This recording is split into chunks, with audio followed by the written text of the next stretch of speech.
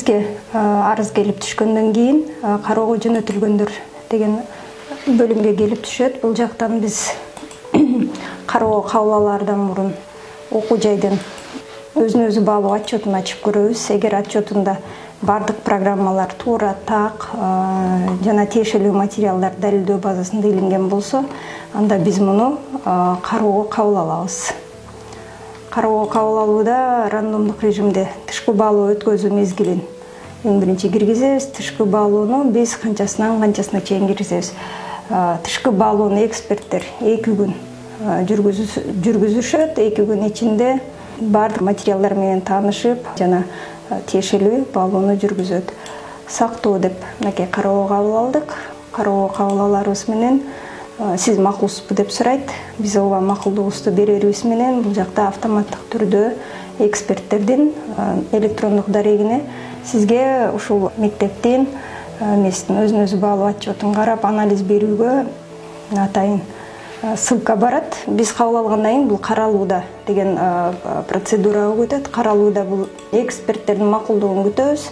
Бул жакта эксперт өзүнүн тиешелүү убагында макулдугун бергенден кийин даяр буйрук чыгат. Биз эч кандай бир да буйрукту колубуз менен жазбайбыз. Буйрукту бул мисалга алып карасак, тышкы баалоо жөнүндө буйругун түзүү дейбиз. Буйрукту караңыз деп ачабыз. Ачарыбыз менен буйруктун бардык окуу жайынын аталышы жана ким комиссиянын төрагасы бардык даяр бизге буйрук чыгат. Аны биз печатька жөнөтүп, тиешелүү процедураларды өткөндөн кийин бул жака буйруктун ушул илген убакыттан баштап эксперттер официалдуу түрдө баалоону жүргүзө берет. Каралып бүткөн эксперттердин баары баалоону жүргүзүп бүткөндөн кийин бул жерде да бир айта кетүүчү нерсе, эксперттер бири-биринин баалоосун көрбөйт. Онлайн режимде бири-биринен алыстыкта отуруп алып, тиешелүү документтер менен таанышып, анан баалоону берет. Баалоону бергенде бул эң акырында гана төрайымга же төрагага көрүнөт. Ал жакта дагы ошо баалоонун комментарийлери гана көрүнөт. Комментарийлерди жалпылап, анан окуу жайдын күчтүү, алсыз жактарын төрайым же төрага толуктап жазат жана ошондой эле. Нуруева Жаңыл болуп атам. Кыргыз Республикасынын Билим берүү жана Илим министрлигинин аккредитация боюнча эксперти.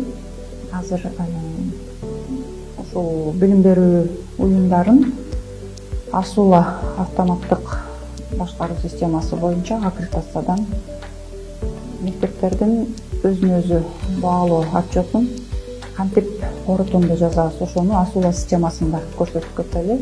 А дегенде бизге менин поштама ушул Асуладан кабарлоо келет. Ал кабарлоону ачам. Урматтуу Жаңыл болуп атам. Сиз ушул билим берүү ишмердүүлүгүнүн тышкы баалоо боюнча эксперттик комиссиянын мүчөсү болдуңуз деп анан мектеп турат. Анан Асулага ссылка турат. Ушул ссылканы басам. Ссылканы бассам, бул жерде тышкы баалоону жүргүзүү мезгили, бул жерде эксперттин макулдугу деген бар. Кайсы учурда мен макулдук бере албайм. Эгерде аккредитациялоонуучу уюм жайгашкан райондо жашасам, эгерде аккредитациялануучу уюмдун жетекчилеринин жакыны болсом, анан жумушчу тили менин тилиме дал келбесе. Эксперт болууга макул болуу дегенде бул жерде чек турат, ушуну басып коем. Басканда дагы сурайт, сиз макулсузбу деп, мен ооба деген баскычты басам. Ийгиликтүү жөнөтүлдү дейт. Мен уже системага жөнөтүлдүм. Бул система эксперттерди рандом түрүндө тандайт. Эми мен бул мектеп боюнча министрликтин приказын күтүп турам. Андан сырткары менин бул жердеги Асула системада эксперттин өз кабинетин ачсам, аккредитациялар деген бөлүмүндө бул жерде ID-си менен берилген мектептердин тышкы баалоолору бар. Бир экинчи тышкы баалоо турат. Ушул жерде бул оң жагында приказ келген мага. Ушул тышкы баалоону жүргүзүү боюнча ушул приказ менен таанышып, андан кийин тышкы баалоону жүргүзө берсем болот. Приказ менен тааныштым. Срогу 14-нөн 16-сына чейин болчу. 16-сына чейин мен бул тышкы баалоону жүргүзүп Асулага жиберишим керек. Ушул жерден Торик ID-ни ачам мен. ID-ни ачып, астында тышкы баалоону жүргүзүү деген бар. Ушул баскычты басам.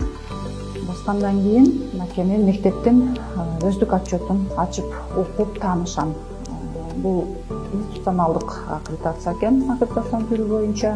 Бул жерде биринчи билим берүү сапатын камсыздоо саясаты минималдык талабы боюнча биринчи критерий менен таанышам. Бул жерде мисалы үчүн билим берүү уюмунун ишин жөнгө салуучу бекитилген ички актылардын болушу.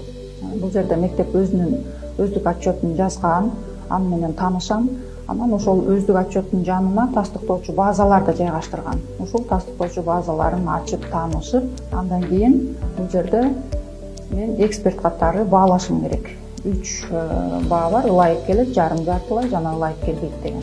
Мен баарын окуп, сайтындагы материалдар менен таанышкандан кийин өзүмдүн баамды коем. Мисалы үчүн бул жерге мен жарым жартылай ылайык келет деген бааны коем дагы. Жана эмне үчүн жарым жартылай ылайык келет, ага комментарий жазам. Комментарийди жазгандан кийин жөнөтүү деген баскычын басып коем. Бул жерде мына успешно сохранено деп чыкты. Биринчи минималдык талап боюнча 7 критерий бар болсо, ар бири боюнча мен өзүмдүн баамды берип чыгам. Эгерде бул жерде мен ушул өзүн өзү баалоо боюнча тышкы баалоодо төрага болсом, анда мага күчтүү жактары, алсыз жактары, сунуштары деген дагы кнопка иштеп баштайт. Менден сырткары дагы 2 эксперт болот. Ошолордун тышкы баалоолорун окуп чыккандан кийин жалпылап туруп, анан күчтүү жагын, алсыз жагын, анан ошол алсыз жактарына сунуштарды жазып кетебиз. Азыр мен бул тышкы баалоодо комиссиянын мүчөсүмүн, ошон үчүн жөн гана ар бир минималдык талап боюнча баалоону жүргүзөм. Аягында чечимди жарыялагыңыз деген баскыч бар. Ушул чечимди жарыялап басам. Анда мына бек аркылуу кол коюу деп турат. Түнкү дегенди басам. Почтама код келет. Ошол кодду ачып туруп, бул жерге коюшум керек. Мен азыр электрондук кол тамганды койгон атам. Мына жерде код келди. Ушул кодду көтөрүм дагы бул жерге алып келип койдум. Анан кийинкини басам. Бул жерде чечимди жарыялагыңыз деп турат. Мен чечимди жарыялагандан кийин кайра өзгөртүү киргизе албайм. Дагы сурайт, сиздин мындан аркы өзгөртүүлөр киргизе албай, сиз макулсузбу деп. Мен ооба деп жооп берем. Бастым. Ийгиликтүү жарыяланды деп бул жерге чыкты. Мен ушул менен бул мектептин тышкы баалоосун жыйынтыктадым. Эксперттер бири-бирибиз менен байланышпайбыз, сүйлөшпөй, ушундай автоматтык түрдө система тышкы баалоону жүргүзөт. Ошол эле учурда бул биздин баалообуз мектепке, ошол министрликтеги жетекчи адамдарга дагы көрүнүп турат биздин эксперттик баалоолор. Саламатсыздарбы? Мен Борол Таштабаева, билим берүү жүйрөсүндө эксперт болуп иштейм. Ушул жылдын октябрынан баштап билим берүү аккредитациялоодо Асула аттуу программа иштеп баштады. Буга чейин биз кагаз түрүндө жазчубуз. Азыркы Асула боюнча биз жеңилдеди. Ошол жөнүндө мен сиздерге айтып берсем. Мен азыркы көрсөтүп жаткан мисалда мен 4 айым болуп айланган экен буйрук боюнча. Ошондуктан менин милдетим берки эксперттин бааларын көрүш. Мен өзүм дагы баалайм жана берки менден башка 2 эксперттин бааларын көрүп, ар бир критерий боюнча, ар бир минималдык талап боюнча көрөм дагы, өзүмдүн бааларымды да коем. Аягында ар бир минималдык талаптын аягында форма боюнча мектептин күчтүү жактарын көрсөтүш керек, алсыз жактарын көрсөтүш керек жана сунуштарыбызды көрсөтүш керек. Ошондуктан ушул 3 эксперт менен кошо эксперттин комментарийлеринин негизинде мен мектептин күчтүү жактарын көрсөтөм, алсыз жактарын көрсөтөм жана сунуштарды жазам. Бул 4 айымдын милдети. Анан комментарийлерди ар бир чечимди жарыялайбыз. Ар бир минималдык талап боюнча ушундай ыраттуулукта иштейбиз. Бул мисалда азыр институционалдык аккредитация каралып жатат. 4 минималдык талап бар, өздөрүнүн критерийлери менен. Мына азыркы учурга бүгүн түн ичинде саат 12-де бул мектептин институционалдык аккредитациясынын мөөнөтү бүтөт. Эгерде биз жетишпей калсак, анда башка экспертти тандоого мажбур болот да. Ошондуктан ар бир экспертке талап коюлган өз убагында кирип, өз убагында толтуруп туруш. Өз убагында толтурулган ушундай отчеттор, эксперттердин корутундулары комиссиянын бүт комментарийлери менен, комиссиянын төрайымынын акыркы корутундулары менен эң айгында мына биздики азыркы учурда толук даяр болгон ар бир минималдык талап. Эми мен чечимди жарыялайм. Чечимди жарыялаңыз деген кнопканы басканда бек аркылуу кол коюу сообщение пайда болот. Бул жерде авторлоштуруу методун тандоо сунушталат почта аркылуу. Мен ошону басам почта аркылуу деп. Эми кийинки деген кнопканы басканда бекке кетет, запрос кетет. Анан 1 секунданын ичинде эле кайра менин почтама кайрадан кат келет да. Азыр вот мага инфокомдон пин-код келди. Мен аны көчүрүп алам дагы. Кайрадан Асула программасында бул 6 цифралык пин-кодду коем. Андан кийинки деген кнопка активдүү болуп калат. Мен аны басам, кийинкини басам.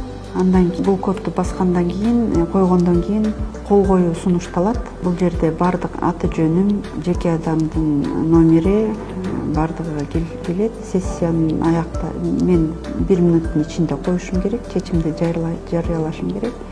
Чечимди жарыялоо деген кнопканы басканда электрондук кол коюлат да. Асула бул жерде ийгиликтүү жарыялады деп көрсөтөт.